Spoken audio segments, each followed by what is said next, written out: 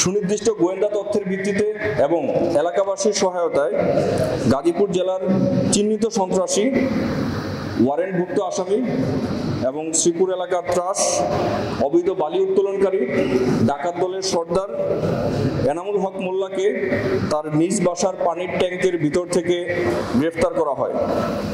একই সাথে এই অপারেশনে তার আরও 6 সহযোগীকেও গ্রেফতার করা হয়। অভিযান চলাকালীন সময়ে তল্লাশির মাধ্যমে তার বাসা থেকে 2টি বিদেশি পিস্তল, 3টি ম্যাগাজিন, 4 রাউন্ড গুলি, 2টি ইলেকট্রিক শক মেশিন, 4টি ওয়াকিটকি সেট, 2টি লাইসেন্সবিহীন মোটরসাইকেল ছাড়াও বেশ কিছু দেশীয় অস্ত্র উদ্ধার করা হয়। আপনারা ইতিমধ্যে জেনে থাকবেন তার বিরুদ্ধে শ্রীপুর থানায় বেশ কয়েকটি অস্ত্র এবং ডাকাতি মামলা রয়েছে। ইতিমধ্যেই তার ব্যাপারে বেশ কিছু মামলায় গ্রেফতারি পরোয়ানাও জারি করা হয়েছে। অত্যন্ত পরিতাপের বিষয়, একটি মহল এনামুল হক মোল্লার গ্রেফতারের বিষয়টিকে রাজনৈতিক রূপ দেওয়া সহ উদ্দেশ্য প্রণোদিতভাবে ভিন্ন খাতে প্রবাহিত করার চেষ্টা চলমান রেখেছে। সেনাবাহিনী কোনো ব্যক্তি বা দলের পক্ষে নয়। বাংলাদেশ সেনাবাহিনী সবসময় ন্যায়ের পক্ষে এবং অন্যায়ের বিপক্ষে। বাংলাদেশ সেনাবাহিনী দেশের পক্ষে।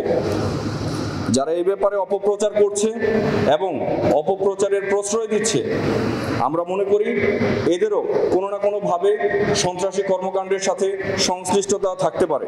সে বিষয়টিকেও আমরা গুরুত্বের সাথে খতিয়ে দেখছি এবং উপযুক্ত প্রমাণ সাপেক্ষে তাদের ব্যাপারেও কঠোর আইনানুগ ব্যবস্থা গ্রহণ করা হবে।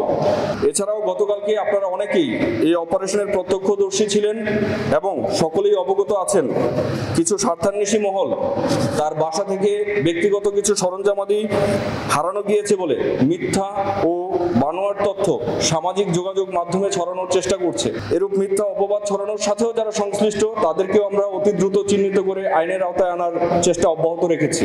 আমরা এলাকাবাসীকে ধন্যবাদ জানাতে চাই যৌথ বাহিনীকে তথ্য দিয়ে সহায়তা করার জন্য।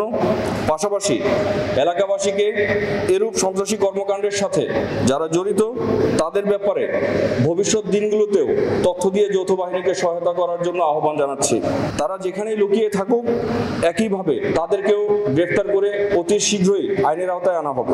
গাজীপুর জেলার শান্তি শৃঙ্খলা রক্ষায় এবং দেশে একটি অবাধ ও সুষ্ঠু নির্বাচনের পরিবেশ তৈরি করার লক্ষ্যে গাজীপুর আর্মি ক্যাম্প তথা বাংলাদেশ সেনাবাহিনী পূর্বের মতো ভবিষ্যৎ দিনগুলোতেও এরূপ সন্ত্রাস বিরোধী অভিযান এবং অস্ত্র উদ্ধার অভিযানের কার্যক্রম অব্যাহত রাখবে। যে বাংলাদেশ সেনাবাহিনী ন্যায়ের পক্ষে এবং অন্যায়ের বিপক্ষে, এবং আমরা মনে করি যে সন্ত্রাসীদের কোনো ব্যক্তি বা দলীয় পরিচয় থাকতে পারে না।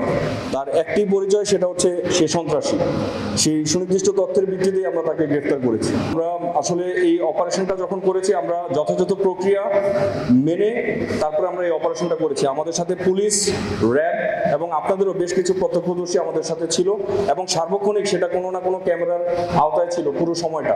সো এরকম কোনো ঘটনা ঘটেছে বলে আমরা মনে করি না এবং এটা অবশ্যই উদ্দেশ্য প্রণোদিতভাবে এবং বানোয়াটভাবে ছড়ানো হচ্ছে সামাজিক যোগাযোগ মাধ্যমে। আমি আমার বক্তব্যেও বলেছি যে তাদেরকেও আমরা চিহ্নিত করে অতি দ্রুত আইনের আওতায় নিয়ে আসবো ইনশাআল্লাহ।